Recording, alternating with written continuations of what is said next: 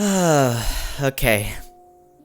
Gonna try to keep it together on this one. What is going on, guys? Welcome back to the channel, and as you guys know, I have been reviewing every single film that was nominated for Best Picture at this year's Oscars. I originally wanted to get them all out before the actual ceremony, but time got away from me and I just wasn't able to do that. But that's not gonna stop me from talking about all these amazing movies. If you want to go and check out all the ones I've already reviewed, you can already do that on my channel since they're all up right now. I've had a lot of fun talking about all of these movies and watching all of them. Truly, it's been an incredible experience, and today we are reviewing the film Past Lives from South Korea, written and directed by Celine Song. This film tells the story of two childhood sweethearts who are separated when one of them emigrates from South Korea to America.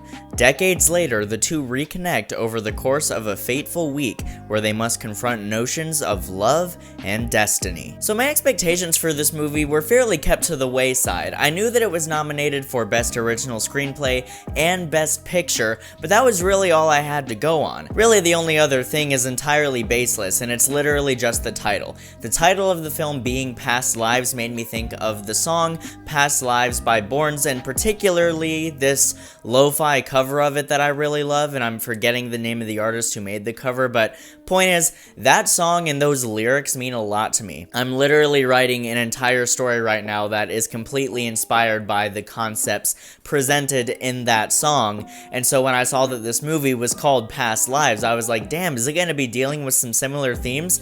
And lo and behold, it was. So that also boosted my expectations just a little bit. So we're gonna get into the review, and as you guys know, I'm gonna start off with the negatives because I always prefer to end on a positive note when it comes to film and filmmaking, so here we go. So I only have one negative with this movie, and that is that it made me feel like I need to give up on my dreams of filmmaking because it made me feel like I'm simply never going to make anything this good, and so there's no point in even trying. Yeah, I don't have any negatives with this movie whatsoever. There's a lot of bigger ideas to discuss when it comes to this movie, but I don't want to let the structure of a typical review of mine get away from me. So first things first, this movie is visually stunning, completely visually arresting. It is such a pleasure to look at, and it manages to feel super slice of life in a really pleasant way while also having this magical tint and glow to it the entire time. That makes it super endearing. Celine Song's direction here, though, is flawless, and this is her directorial debut. And she gets nominated for Best Original Screenplay that she wrote and Best Picture that she directed on her feature directorial debut. That is a monumental achievement that cannot be overlooked. This film also has incredible performances across the board, and the chemistry between our two leads here and another character that we also meet about halfway through the film is genuinely so intact and so touching, and it feels so real and authentic. There's no cheese here, there's no cringe here, and that's very hard to do in films like this that are dealing with these whirlwind romances. It really is a perfect script that breaks conventions while also still giving in to what works. It knows exactly how to pace out each shift in the plot, of which there are many, because this film does chronicle decades of time. As I said, this film feels very authentic, and on top of that, it is not melodramatic at all, which also goes hand in hand with this movie not being cheesy, not being cringy or cliche in any of the ways that you would expect a movie like this to be. It's not melodramatic at all. It doesn't feel formulaic, even though there are certain conventions that it does follow, but it just does it so fucking well. And a lot of that, I feel, can be attributed to how brilliantly written these characters are. These are some of the most nuanced leads in a drama that I've seen in a very, very long time. There are conversations had in this movie that are going to stick with me for the rest of my life. The dialogue is genuinely so thought-provoking, and it's caused me to ponder things that I did not expect to be pondering after this little movie that came out of nowhere from South Korea about two star-crossed lovers, childhood sweethearts. Like, I really didn't expect that. The film is very emotional, but not in the way you would probably expect. As I've already said many times, you're tired of hearing it, it's not melodramatic at all, and it doesn't follow cliches in that way. It's actually a very gentle, emotional experience for the vast majority of it. But the truth of the matter is that gentle emotional experience is all build up to a massive emotional gut punch in the last 10 minutes that had me in tears. And I don't just mean in tears, it made me sick. I literally had to pause the movie and go into my bathroom and throw up because I was crying so fucking hard. It is so powerful. It's at that point in the movie where we finally get to let out all of these emotions that we didn't even really know were being built up this much over the course of the first hour and a half. It's not that it's super shocking or surprising, but it does take you aback a little bit, if I'm being completely honest. It kind of pulls the rug out from under you because, while you are very emotionally invested the entire time, for the vast majority of it, it's just a very pleasant watch, and yes, there's sad things, and you're kind of like, oh, but it's just sort of like a soft, gentle melancholy with those moments throughout the majority of the film, and you recognize that you're invested. But then this one gut punch happens at the very end, the only massive gut punch in the film, and you realize that you were significantly more invested than you already thought you were. It is legitimately one of the most cathartic payoffs that I have ever seen in a drama. The journey of this film is so very impactful, and it's all handled with such care and compassion.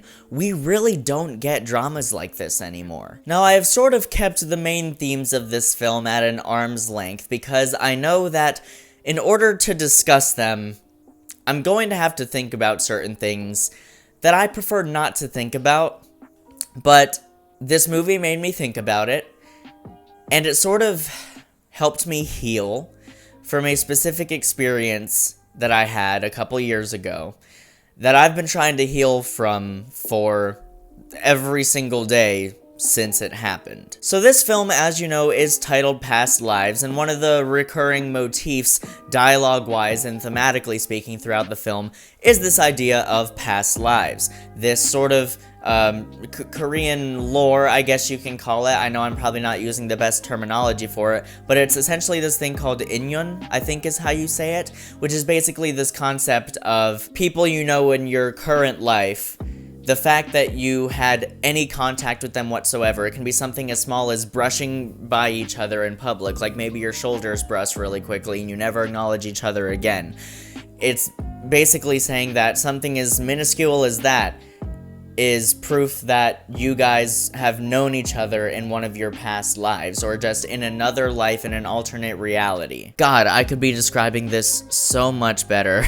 And it would be impossible for me to fully describe how the way this movie explores those themes helped me heal from this particular experience, so I'm going to tread lightly because I don't want to spoil the film just in case any of you haven't seen it. Basically, just over 2 years ago, when I was in my junior year of high school, there was somebody that I was head over heels for.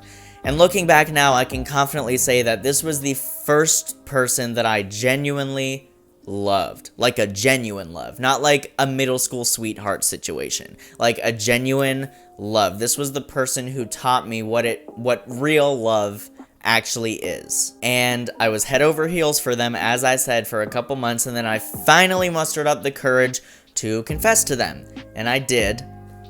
And it went well, and I want to protect people here, so I'm not going to give many details, but it went well initially. Fast forward just over a month afterwards, it ended for reasons that I will not get into, but it was my first major heartbreak in my life. Because a theme that this movie is exploring is this idea of a first love and how you never really get over that first major heartbreak. Which is ironic, because that's the statement that this movie is making, yet somehow this movie kind of proves that idea wrong. Because this movie legitimately helped me finally heal from that a little bit. Which is something that I was scared would never happen for me. I thought for the rest of my life I was always going to be, at some point in time, thinking about everything that happened, thinking about the role I played in it, constantly getting lost in memories, not memories, the thoughts of what could have been, I guess. There is some lines of dialogue towards the end of this film, and also just in general, the way that these arcs are wrapped up, that just hit so close to home for me when it comes to this. And I will forever be indebted to this movie for what it did for me in that regard. It helped me finally heal from something that I was horrified that I would never be able to heal from. And I did not expect to heal from it today. And funny enough, this heartbreak that I'm talking about happened almost exactly 2 years ago. Today is March 19th. I confessed to this person that I'm talking about on March 16th of 2022. So it's almost 2 years exactly to the day. What a coincidence that almost 2 years afterwards, to the day, that I would be sitting down watching Past Lives, and that it would be the thing to finally help me heal from that heartbreak. As I said, I am forever indebted to this movie for those reasons, and I'm always gonna love it for that. It is such a profound message, and as I said, it is one of the most cathartic payoffs that I've ever experienced in a drama. I'm speechless. Can you tell? So guys, in conclusion, Past Lives is a deeply touching, emotional, and moving drama that left me utterly speechless and has a payoff that will stick with me for the rest of my life. Guys, thank you so much as always for watching. As I said at the beginning of the video, if you would like to hear my thoughts on a bunch of the other films that were nominated for Best Picture, you can watch those videos on my channel right now, and you can also look forward to my reviews for the remaining 4 nominations that I still haven't reviewed.